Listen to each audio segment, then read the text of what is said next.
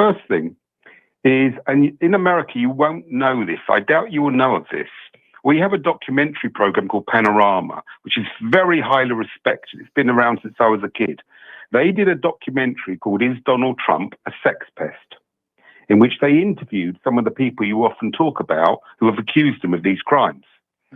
And this document, the panoramas are irrefutable. They only work on facts. What's interesting is that they were never sued after they made this documentary. And if you can watch it in America, which I'm not sure you can, it is on YouTube.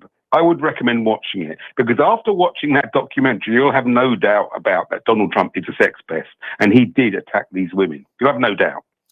That's the first thing I want to point. It's really worth trying to hook it out if you can. The second two, a couple of other points about his character, which I often talk about. And this is an interesting story I read in the book by Freddie Trump, his nephew.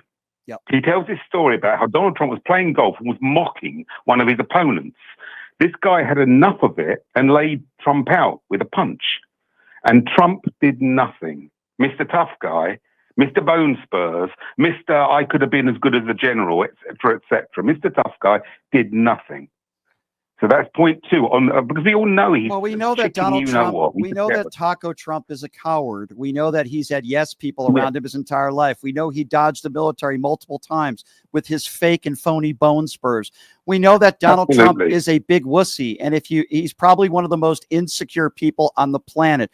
But that's what makes him so dangerous, because if you coddle his ego and you praise him like the way Benjamin Netanyahu has, then we get into an ill-advised war, and he believes the Israeli intelligence over our own, which told us that the Iran nuclear capabilities were not furthering. We know that from Tulsi Gabbard, who testified under oath a few months ago. If you coddle Donald Trump and you play to his ego, he will give you what you want. That's what makes him so dangerous. Absolutely easy to manipulate. This is why I've never put any mind by the so-called P tapes. You don't need the P tapes to manipulate this guy. You just need to tell him he's the most handsome president in the U.S. history. Yeah, well, it worked. What you've got to do. It worked. Melania Trump. You get rich. Look at what happened to Melania Trump. She just has a forced kiss on the cheek, and look at all the money she's getting paid in that contractual marriage. Have you ever seen a quote unquote fake couple be so awkward with one another? I mean, she doesn't want to be in the same zip code as this guy. It's so obvious. It makes you want to watch them together. He would be better off not being with her at all, because it's so embarrassing whenever they interact. You can see that she wants to be 100 yards away from him. She wants a restraining order on his hand. She just can't stand being anywhere within touching distance of this guy. Well, I don't feel bad. I don't feel bad for her, because she's the one who decided to marry him for the money. So she's as bad as him. Yeah. And I remember what she did with the birtherism, how she was on there saying, doing her speech, saying, "It's not me who wants it; it's the American people who want to see the certificate." Buy my book. Buy my book. Let me tell you something. If you look up my brilliant book. Look up in the dictionary what a gold digger is, you'll see Melania Trump's picture right there. Trust me. And by the way, she speaks 7 languages, according to Donald Trump, even though she can barely speak pidgin English. And the one last quick story, but I think it's very important, this story, is in Mary Trump's book, which is excellent on Donald. She said when Melania was introduced to the family, one of the family members said to Melania, "That's a lovely accent. Where are you from?" And Melania said, "Slovenia." And Trump, in front of everybody, said, "Next time somebody asks, don't say Slovenia, say Austria. It sounds better." And that tells you everything about this fake reality world that he lives in, where even the trivia you lie about, if it's a better spin. Yeah. Even trivia, fluent to him. There's no such thing as lying. There's just his version of the truth. Yeah. And it's super dangerous. Yeah, well, I can tell you that the only language that Melania Trump speaks is orange orangutan green money language. That's the only language she speaks. Paul, it's good to hear from you, my friend. You have a good one. These people are sick. And when I called it a clan cult, what was that? About a year and a half ago, I called it a clan cult, and people were sending me hate mail. And how could you say that? It is. At this point, if you still support Donald Trump, you are part of the clan cult of. That's what you are from. So have you got hope for the next 3, 3 years? No, I don't. So as long as you have a vision of America in 3 years time. I want to make a point which came to my mind today because it's become topical again in Britain. about Ghislaine Maxwell. Now, we had a series of murders in the 60s called the Moors murders, which was so horrific because a woman was involved. It was a couple. And the man, Ian Brady, used this woman, Myra Hindley, to entice young children to be tortured and murdered. And the case was so horrific, these couple were never released. When people lobbied for Myra to be released, saying she was in Brady's thrall, no government would release her because they knew they'd be literally overturned at the next election, because this case is still so horrific to this day. The point I'm making is I'm drawing an analogy between Epstein and Ghislaine with the Moors murderers. Ghislaine should be treated in the same light. She was the person who enticed these young girls into Epstein's clutches, and hers. She enticed them. She was like the soft cell who brought them in. They thought, a nice English woman with a nice accent, she's not going to do me any harm.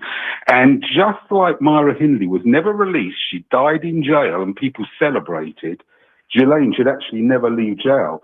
The thought that they may be negotiating with her to give her a sweetheart deal to get Trump off the hook should be horrifying to the American people. So that's exactly, and to all people. So Paul, that's exactly what's going on right now. Let's be very clear about this. The Trump administration, Blanchett, they're not going over there to try to get the truth or to try to do anything for these victims. They're going over there to try to make a deal with her to exonerate Donald Trump. Let's be very clear on this. Donald Trump will never be exonerated. I don't care what Maxwell says. And if they, in fact, commute her sentence, the Republican Party should always be known as the party that supports pedophilia. Let's just call it for what it is. Yeah. I mean, that's just the fact of the matter. That's exactly what's going on right now. They put her in this Texas Club Fed camp, and they're trying to induce her. They're doing everything they can to induce her to exonerate Donald Trump. These negotiations are for a pardon or commutation for a sentence. We know that for sure, Paul. That's the only reason why they're doing this. And anybody that can support this is sick. You're sick. And let me add one other thing, Brian.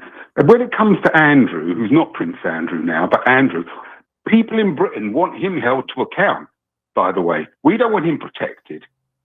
I don't care who they are. People who do these things to children, I don't care whether they're Democrats, Republicans, princes or paupers, should be held to account.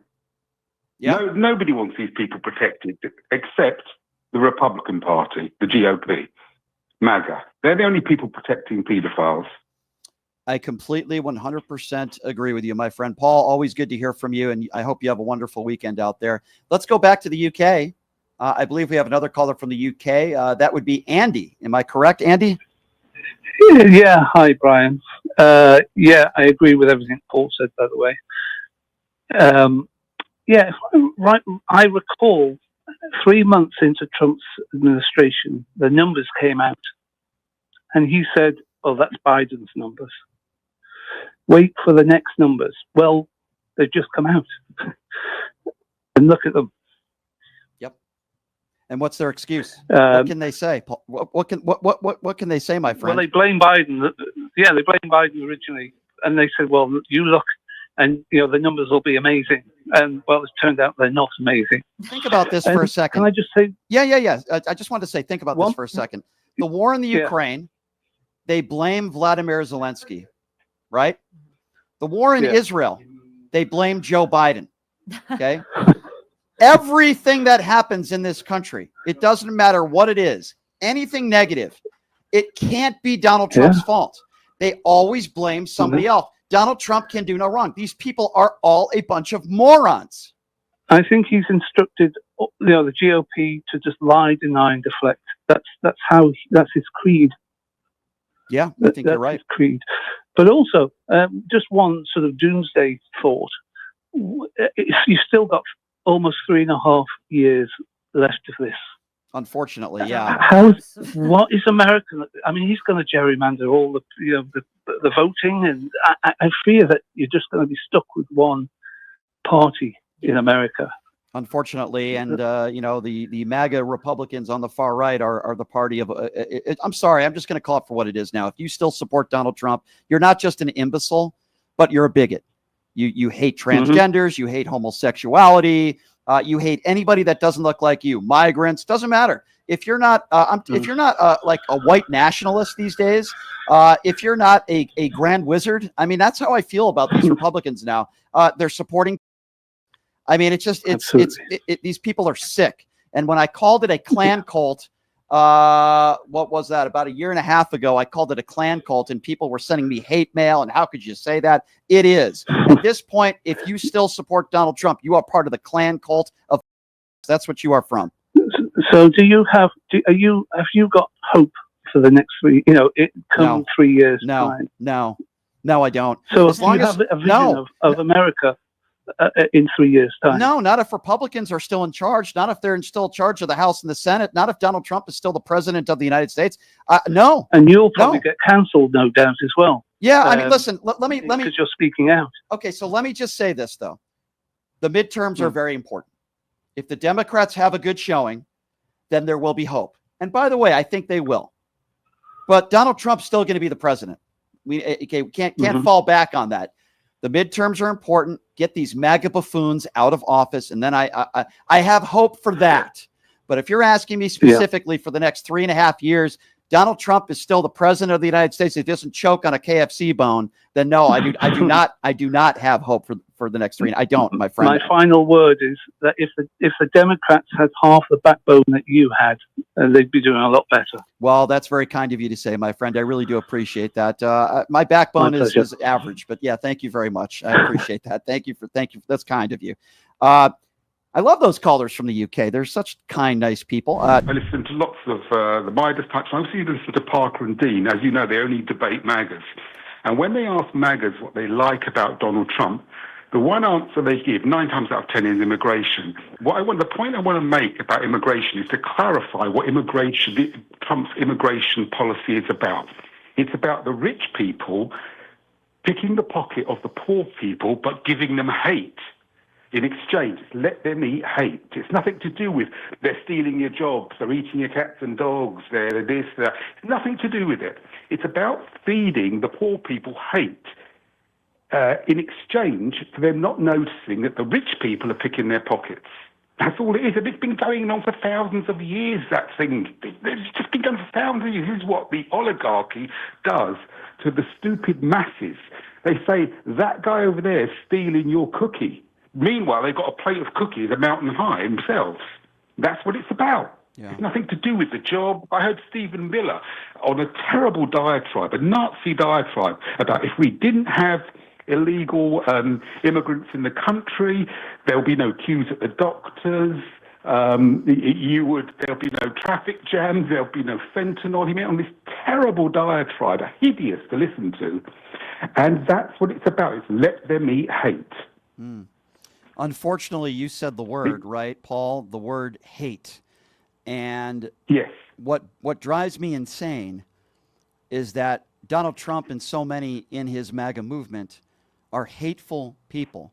They hate on people because of their sexuality. They hate on people because of the color of their skin. They hate on people because they're in poverty. Look at the way they're treating poor people in this country. They want to take over 15 million people off of Medicaid. Look at the billions and billions of dollars they want to take away from food stamps so that struggling families can put food on the table, while they're going to be giving the biggest tax breaks to the top 1% in the history of this country. It's sick.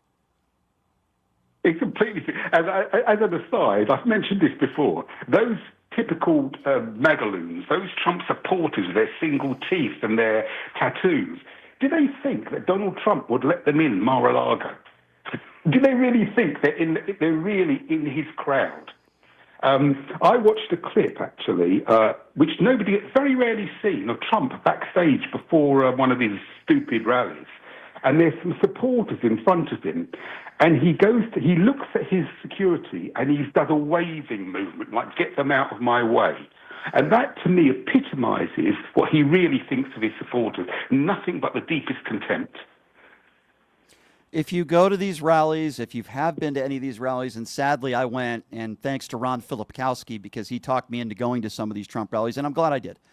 I saw 99% white people And many of these people just hate. You said the word hate in their heart. You know, F Joe and the hoe. I saw those kinds of T-shirts. I saw Confederate flags. I got video of all this stuff, so nobody can say I'm making this up. I posted all these videos. I saw Confederate flags. I saw hate. I saw stupidity. I saw ignorance. I saw ill-informed people. And just people that just vote against their own interests, really. That's what's most mesmerizing to me.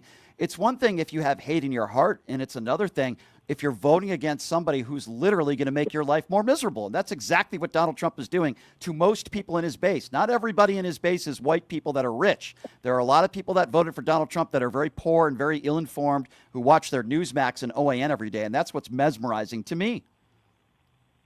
Yeah, I watched. I mean, I love Jordan Klepper. You don't get enough of him. Yep. But I saw him during COVID. He was wearing his mask. He was interviewing this elderly woman on the way to a Trump rally, and she was saying that she would walk 7 miles or 20 miles to a Trump rally. And he said, "Have you got a husband?" He goes. She said, "Oh, he's dead. He died from COVID after going to a Trump rally." And she didn't even see the irony in it. Herman Cain is a guy who spoke against the vaccines. Oh, yeah. Herman Cain is a guy that at one time in his life, correct me if I'm wrong, had cancer. He shows up to one of Donald Trump's rallies. He gets COVID a few weeks later, and sadly, he passes away. I've interviewed Herman Cain before. Thought he was a nice guy. I thought he was misinformed, but I didn't think he was this horrible human being. But because of his support for Trump and because of his not protecting himself, which is very, very sad. He lost his life. Paul, it's always a great phone call when I hear from you from the UK, and I appreciate you, my friend. Thank you so much.